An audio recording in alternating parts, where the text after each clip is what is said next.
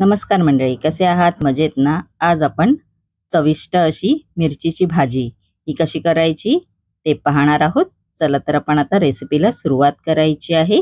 इकडे मी fry pan घेतलेला आहे. त्यामध्ये आपण आता तेल घालायचं आहे. 2 चमचे इकडे मी तेलाचा वापर केलेला आहे. असं तेल घालून घ्यायचं आहे. त्यानंतर या तेलामध्ये आपण आता मोहरी घालणार आहोत. परतवून घ्यायची आहे मोहरी चांगली.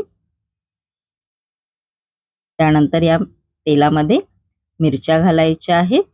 इकडे मी पाव किलो मिरच्या घेतलेल्या आहेत. या मिरच्या तिखट नसतात व परतवून घ्यायचं आहे चांगलं. मिरच्या थोड्या मऊसूत झाल्या पाहिजेत, बघू शकता. त्यानंतर या मिश्रणामध्ये आपण हळद घालायची आहे, अर्धा चमचा. त्यानंतर धने पावडर घालायची आहे, लाल तिखट मसाला घालायचा आहे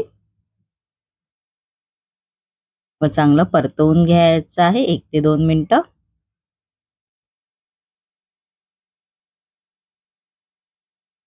बघू शकता तुम्ही. त्यानंतर इकडे मी एक मसाला तयार केलेला आहे.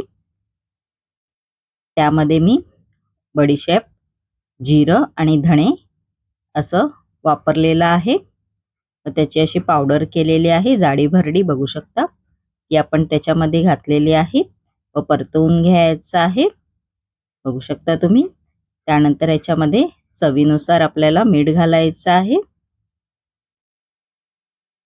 व लिंबाचा रस घालायचा आहे, एकदम थोडं चटपटीत होण्यासाठी. तुमच्याकडे लिंबाचा रस नसेल तर तुम्ही आमचूर पावडर वापरलात तरी चालेल व परतवून घ्यायचं आहे. व आपण आता हे झाकण लावून 5 ते 6 मिनिटं शिजू द्यायचं आहे मंद आचेवरती. चला तर आपण आता बघूया. आपली 5 ते 6 मिनिटं झालेली आहेत. मस्तपैकी अशी मिरचीची भाजी तयार झालेली आहे, बघू शकता तुम्ही.